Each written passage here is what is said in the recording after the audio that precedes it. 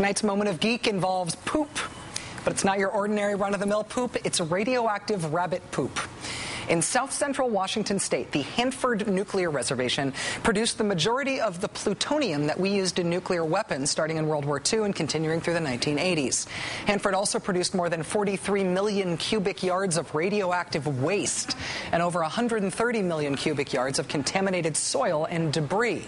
Hanford's now the focus of the largest environmental cleanup in the country. Part of the cleanup has to do with 50 million gallons of liquid waste from plutonium production processes that was dumped at Hanford. It's liquid waste that's laced with radioactive cesium and strontium salts. One little-known fact about radioactive strontium salts: apparently jackrabbits find them delicious. In the words of the Seattle Post-Intelligencer, quote, "Jackrabbits routinely burrowed into those sites. They found the salt, liked it, and licked it. Later, they pooped it, leaving slightly radioactive scat all over the ground." And now we know it's okay to use pooped as a verb in the pages of the Seattle Post-Intelligencer. The radioactive poop that these bunnies are leaving all over the Hanford site is now, thanks to your stimulus dollars, being collected as low-level radioactive waste. The Department of Energy hired a contractor to fly a helicopter mounted with Geiger counters and GPS technology, and they fly the chopper over the rabbit poop-laden Hanford landscape. The chopper methodically covers the whole 14-square-mile area at a height of about 50 feet, flying at about 80 miles an hour. They GPS mark every single radioactive piece of rabbit poop, and then they send their unlucky employees out with a map to collect it all. The nuclear poop is then dumped along with all the rest of Hanford's mildly radioactive trash on a huge landfill that everyone hopes will just be fine someday if we seal it and cover it up enough. Oh, the nuclear age. Can't you just smell the progress?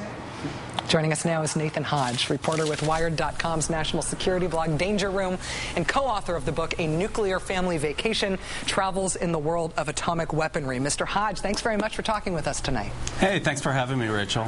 I know that rabbits and rabbit poop are not the most important thing to know about nukes, but I have to start by asking you if this rabbit issue resonates with you. Are animals part of the management issues that we have to deal with at our nuclear sites in this country? Well, I've always thought that nuclear weaponry was far too important of a subject to take seriously. And what better way of reminding the public of the legacy of nuclear testing and the nuclear complex than radioactive rabbit poo? No, it has been a factor. In fact, I visited a few years back another facility which isn't a cleanup site. It's part of the active nuclear complex, Y-12. It also dates back to the Manhattan Project. And they had a problem there with too many deer inside the wire. And so every year they would organize a deer hunt. And the one thing that you had to do after you bagged your deer, had to check it for radiation. You had to check it for radiation, and then if they found radiation, you couldn't take that deer home, presumably. Probably a bad idea. I understand. Hanford has been closed since the 80s. We think about these Cold War production sites as gone, over, and forgotten, but our responsibility for dealing with nuclear waste and nuclear security issues at these sites is forever. How many places are there like this in the U.S.? Well, you know, during the course of researching our book, we went to 10 states and 5 different countries, all of which are dealing with this legacy in one way, shape, or form. For instance, you can go out to Semipalatinsk in Kazakhstan, where the Soviets touched off hundreds of nukes. And still to this day, they're still trying to map out where they actually did all of these atomic tests. Another problem that they had were people were going in sort of in the the down-and-out post-Soviet days, and they were digging up lots of, irradiated metal and things like that to sell nice on the open market. You know, I'm a big fan of your book, Nuclear Family Vacation. It's been vacation reading for me. If you had to recommend one American nuclear site as a tourism destination, what would you recommend that people try to go see?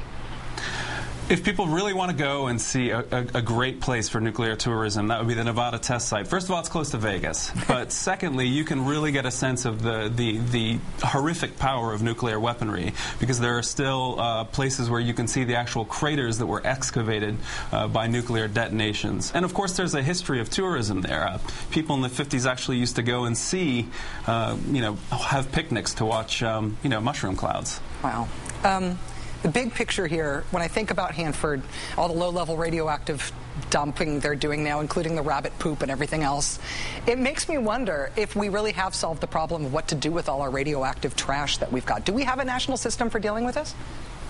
No, we don't really have sort of, and more importantly, we've got to deal with the legacy in places like the Pacific, the Marshall Islands, for instance, where we touched off our first, we did our first hydrogen bomb tests.